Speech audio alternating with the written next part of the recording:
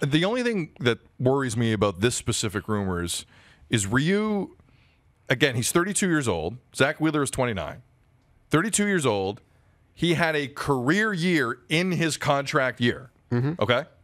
His ERA was unbelievable. He threw the most innings he's thrown since his rookie season. Like, he is not normally a 180-inning guy. I really hope the Jays don't bring in this type of signing.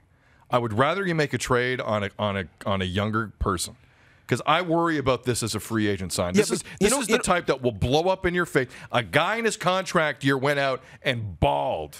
All right, National League leading ERA, Hyun-Jin Ryu. Fantastic. Yeah, he's never come close to doing this, man. He's 32. You think he's going to do it again? I love everything you said. There's just one problem. You know what people don't do? They don't trade young pitchers who are good and under control. But what if you have young infielders that are good and controllable, and you could send the other way? See, we're at the point where the Jays, if they're not going to swim in Zach Wheeler waters, because that is their wheelhouse, a guy in his late 20s, his numbers weren't extravagant. Everyone believes, though, Zach Wheeler's stuff is fantastic. He had the third best fastball in the National League last year. He is that kind of guy, and analytically, people love him. They don't think his numbers and his skill set have matched up yet.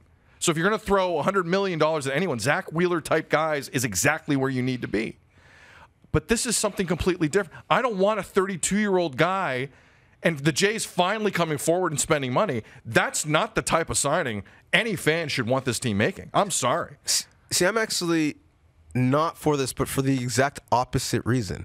Listen, for me, if you can spend on pitching and hope that the rest of the team shows up around them in a couple years, but you're buying early on that beachfront property, that's fine.